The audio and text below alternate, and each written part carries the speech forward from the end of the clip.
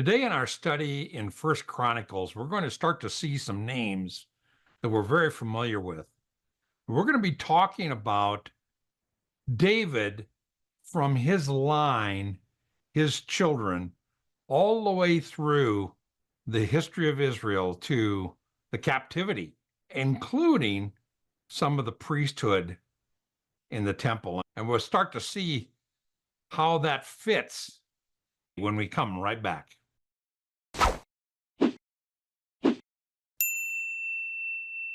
Hi, and welcome to Bible Study with Friends. I'm here with my friend Kyle Grinstead, and Kyle and I are continuing our study in First Chronicles.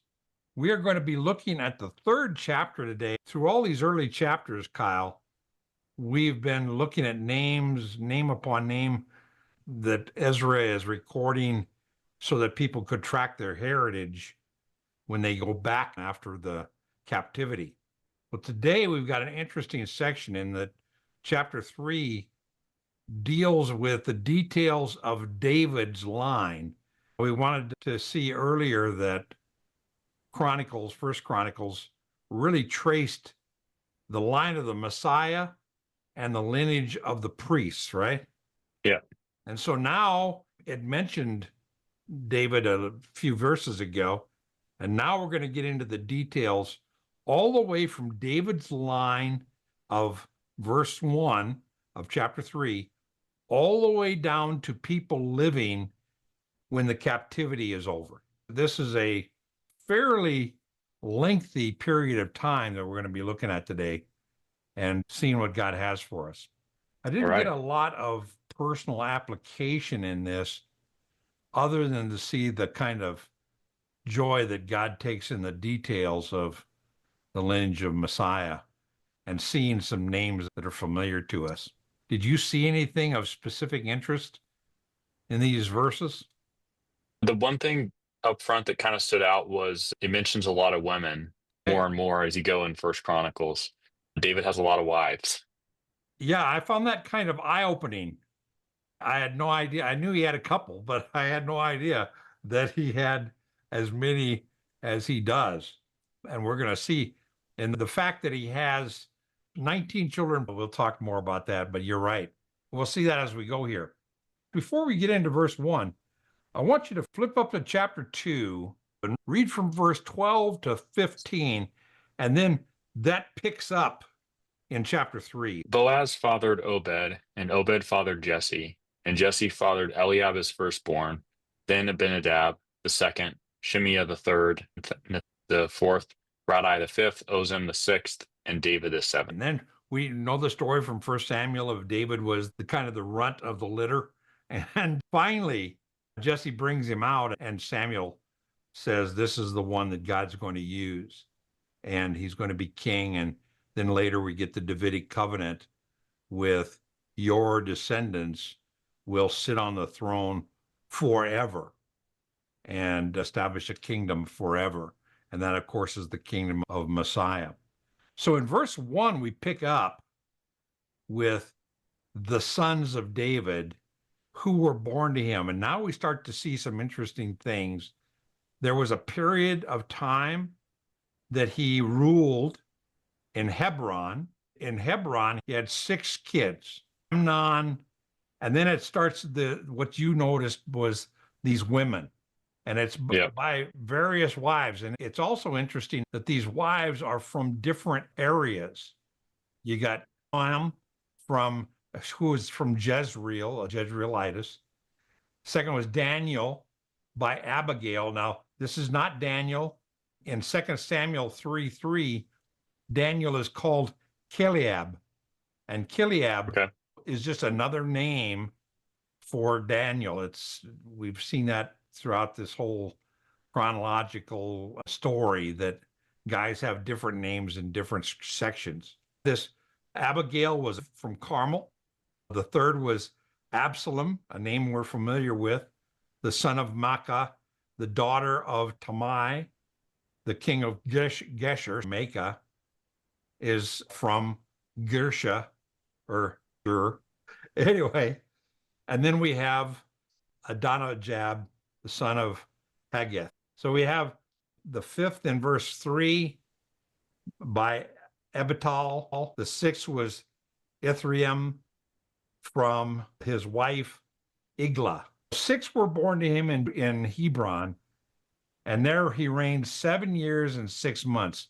Now we're going to start to see some chronology here, because in Jerusalem, he reigns 33 years. So it's 33 years plus 6 years and 6 months. Altogether, he rules for 40 years. He retires and turns over the throne to Solomon. Now, what did you notice? Then we have in verse 5, in Jerusalem, he starts to name kids that were born to him in Jerusalem. And there are 4 of them from Bathsheba, which is another name for Bathsheba. The fact that the firstborn that he had was not Absalom. Firstborn was Amnon, and from all these other areas. And then we come to the third-born son, Absalom. And then down in verse 5, we see Solomon. Now, what does that tell you about the position in the family between Absalom and Solomon?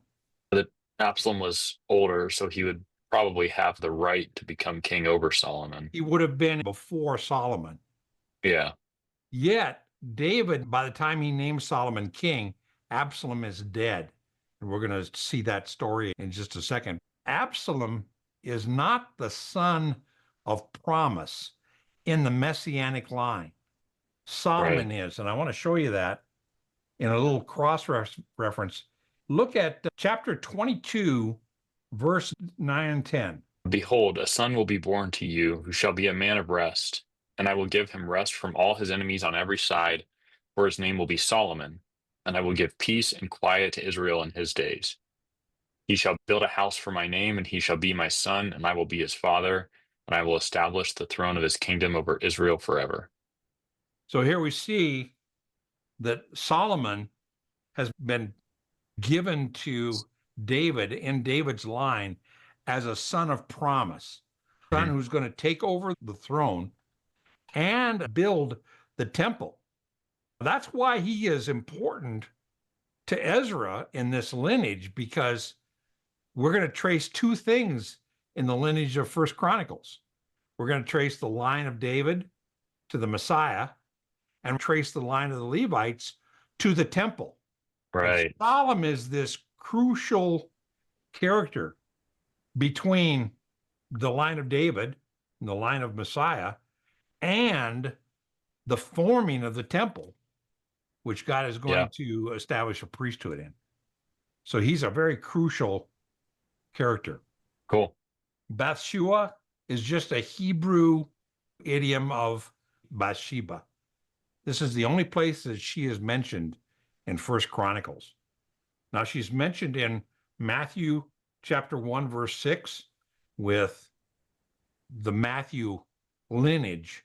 The Matthew lineage establishes the line of Christ through Joseph, and then Luke establishes the lineage of Christ through Mary. And that's okay, because Mary and Joseph are cousins. In verse 5, was that one of the sons of David is Nathan. Now, this is not a name of the prophet Nathan. This is a son of David who is named after Nathan the prophet. We've seen that throughout, and we're going to see it some more in this chapter, of kids being named after uncles or favorite people or other people who the parents honor. Why is Nathan significant in the lineage of David as a son that would be named Nathan? You remember the part Nathan played? Samuel anointed David king. Later, when David was the king, Nathan was a prophet advisor to him. Nathan was the one that pointed the finger at the relationship between David and Bathsheba. Remember? Remember that. Nathan was the one who said, "You're the one who stole the sheep of this poor man that King David had murdered. Nathan was a significant part of David's repentance and getting back in the right relationship with God, and ultimately marrying Bathsheba, who he had violated. In the lineage, the relationship between Nathan and David was close enough that David even named one of his sons after the prophet. Okay. So That's cool. A cool thing. Yeah. And that we noticed in verse 5. It stood out to me as well that there's a lot of children through Bathsheba. There's 4. That's right. Yeah, but it only mentions one. Yeah. Now, we don't know whether these other wives had more kids or whether they had kids before they were wives. He had 6 sons born in Hebron from different wives, right? And we Mhm. had the 4 sons of Bathsheba. And then we Yep. have 9 more sons from various wives, right? Now read verse 9. Just jump down. We're going to get there, but just read verse Okay. 9. All of these were the sons of David, besides the sons of the concubines, and Tamar was their sister. There were a bunch of kids that were from concubines, not wives. So David had many more than 19 sons. He had sons by various concubines who aren't even included. The reason they're not included was because they're not in the Messianic line. So Okay. Ezra doesn't care. That's not Yeah. the point of his writing. But it's significant for us that David has 19 legitimate sons and a number of other sons that we don't even know about. Yeah. Now, there's something else interesting in this next group after Bathsheba's kids. In verse 6, I want you to notice a name, Eliphalet. Now, it's interesting from the perspective, if you continue on, verse 7 talks about 3 more kids. And then verse 8, do you notice at the end of verse 8, the number that make 9 after Bathsheba is 4, Eliphalet. I probably massacring that, I'm sorry. But he's mentioned again as one of the 9 kids. Yeah. Did you notice that? Alma's mentioned in verse 6 and 9. Yeah, one of the scholars that I read, the reason that may appear that way is 9 kids. It's not that one of the kids is mentioned twice. It's 9 different individuals because we have the number 9 given to us. One of the reasons why they could have 2 kids with the same name is if the earlier one dies, it was traditional for one of the next children to be named after the one who died and continue on his name. Oh, okay. So that's a possibility. We don't know, but it is a possibility that these other kids, that there were 9 of them, and in the process of the 9, one of them died and another child was born, and they said, let's name him. That's not unheard of, even in our culture, where we have a child who dies in infancy or maybe even youth, and we have another child later, and we say we're going to name that child after the first one. Okay. Yeah. So that could be why that's up. And the scholars don't know for sure, but that is a plausible explanation why you might notice a repeat of names in the same family from the same mother. Okay. So it's recorded that he had those sons. Now, if we pick up in verse 9, all these were the sons of David besides the sons of the concubines, and Tamar was their sister. Now, Tamar is named after another woman. Remember Tamar in chapter 2, verse 4. This is the other Tamar. Let's see. It's talking about Judah. His daughter-in-law Tamar bore him Perez and Zerah. Judah had 5 sons in all. This would have been David's great-grandfather had a daughter-in-law named Tamar. Okay. Well, Tamar is mentioned in the book of Matthew in the line of Messiah. Yeah. This Tamar is not the same woman. This Tamar, again, was named by David after this woman. This is the Tamar that was raped and caused this huge rift between David and Absalom. This is a different Tamar than the Tamar mentioned in the book of Matthew, where we see the lineage of Messiah. Tamar is mentioned, a woman again is to mention, but it's a different Tamar.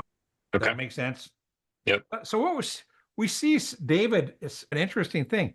David seems to be interested in naming some of his kids names that would honor people in his earlier life or lineage. Something very common to us today. We can name a child after a great grandfather. And in this case, he named a daughter after a great grandmother. So if we go back, it's interesting to see how Ezra in First Chronicles is really chronicling these names, and we're picking up very interesting little tidbits of information about David that, and frankly, I didn't know David had 19 sons. I didn't know one of his sons was named after Nathan. I knew who Nathan was, but I didn't know they were named. We're going to see more of that in a moment here. From verse 10 down to verse 16, we have from Solomon. Now, Solomon's son was Rehoboam. That name should be familiar for a couple of reasons. Number one, he is mentioned in the line of Messiah in Matthew chapter 1, verse 7. Okay. So he is a successor king to Solomon. And Jehoshaphat and Hezekiah, and we see Josiah and Jeconiah. These are all guys who succeeded Solomon as kings in Judah. So he says, okay, the line of David goes to Solomon, the guy who built the temple, and then through Solomon, the line of David to the Messiah continues. We see all of these kings named, kings that would be familiar, but also kings that people coming out of the captivity would be interested in knowing if they were a descendant. Yeah. Because all those kings had been wiped out by the captivity. So if we go back, we start to see this lineage of kings, and they're mentioned. We see them in Matthew 1:9. We see Hezekiah. Matthew 1:10, we see Manasseh. In Matthew 1:11, we see Josiah. In Matthew 1:11, we also see Jeconiah right there in verse 17. And in Jeconiah, there's a very interesting, did you catch that little thing that I've got noted there? No, I missed that. Jeconiah was the last king that was conquered by Babylon and taken prisoner. Flip over to Matthew chapter 1, verse 11. Josiah fathered Jeconiah and his brothers at the time of the deportation to Babylon. See? Even Matthew notes that Jeconiah was the one who really was taken in as the last king to be conquered and taken into the deportation or captivity of Babylon. It's significant in this chronicle of the line of David of Messiah, all the way from Adam and Eve through to the end of the captivity, the line of Messiah and the line of the temple. We see Ezra weaving connections to both those sides. At the end of that little section on the kings, we see that little phrase, Jeconiah the prisoner. He's taken prisoner and has more kids, and his son in verse 18. And then down in 19, we see another name that may be familiar to some of us, and that is the name Zerubbabel. So descendant of Jeconiah as the prisoner. Jeconiah is a descendant of David. We see now Zerubbabel is mentioned in Matthew chapter 1, verse 12, and in Luke chapter 3, verse 27. So it's very interesting. Zerubbabel is a relative of Mary and a relative of Joseph in their lines. One was the Levitical line, and one was the line of Messiah, both of which ends with Jesus. He's like the point in the tree where the paths converge. And yeah. He's a branch of commonality between There's a number of others, but he's one that both Mary and Joseph show up in his lineage that's recorded in the New Testament. On Zerubbabel and why he is significant in First Chronicles to be mentioned here in the line of Messiah and the line of the temple. Because look, I want you to flip over in the book of Ezra at chapter 3, verse 2 and 6. Okay. Then Jeshua the son of Jozadak and his brothers the priests, and Zerubbabel the son of Shealtiel and his brothers, rose up and built the altar of God of Israel to offer burnt offerings on it, as is written in the law of Moses. So here we have verses that Zerubbabel was of the group that's before the temple was built, before they went back even, they started this idea of an altar and we're going to be worshiping God. We're going to reinstate the worship, which leads to rebuilding Jerusalem, rebuilding the temple. So Zerubbabel is a significant figure. Now, another great note, flip over into Ezra. You still got your finger there? Yeah. Okay, flip over to chapter 5, verse 2. Okay. Then Zerubbabel the son of Shealtiel and Jeshua the son of Jozadak rose up and began to rebuild the house of God, which is in Jerusalem. So you see, Zerubbabel is a pivotal figure returning to worshiping God and the rebuilding. In fact, Zerubbabel is named in Ezra as the governor of the new Jerusalem that's being built and reestablishing a new temple. Zerubbabel is a very critical figure. Now, the other thing that's interesting is from Zerubbabel, from the sons of Pedaiah, we have Zerubbabel and some more. From verse 19 down to verse 24, all the people named here, Hananiah, Zechariah, Shemaiah, all of these would be people who were alive when First Chronicles is being written.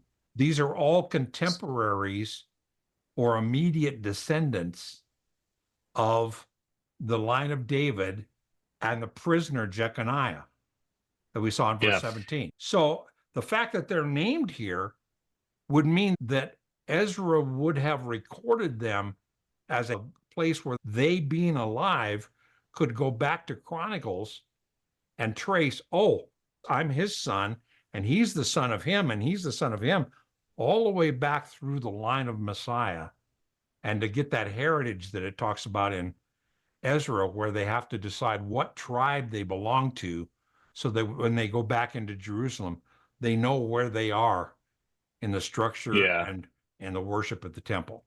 That's cool. So those last verses are people that would be actually alive and reading this as a live family history. Wow. Saying the captivity is ending. We're getting permission to go back to build Jerusalem. The first group that went back was not Ezra. The first group that went back was led by Zerubbabel and Nehemiah, went together. And they started building the walls and started building the temple. But when the temple was built, they didn't have the scrolls of the law. And Ezra brings them the scrolls of the law and reinstates formal worship in the temple. So you see how that fits into this lineage of David and the importance of the lineage of David. The line of David rebuilt the temple and reestablished temple worship. And the priests in the temple were descendants out of the line of David, who was a descendant out of the line of Levi. Cool. I didn't realize reading it the first time that those people all would have still been alive. Now, it was interesting. I was talking with a guy and I was sharing that you and I were doing the book of First Chronicles.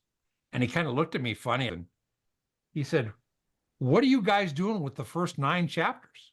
And I said, we're going through them. We're not verse by verse, but we're going through them. And he went, wow, what's in there? And I said, there's actually a lot of very interesting information in these first chapters. We're going to see more in chapter 4 that tell us things we really don't have from other areas. We know about David as king, but we didn't know David had 19 kids plus. right? Yeah. I've been reading the Bible for 50 years. Now, maybe just because I'm stupid, but the significance of this lineage ties into the Babylonian captivity and the release of the captivity. And that leads us to Malachi. And Malachi is the last book before the 400 years before Messiah comes. So Yeah. really, we get a connection from First Chronicles all the way through the Old Testament into the New Testament, the book of Matthew and the book of Luke. We see echoes of what we're reading here in First Chronicles.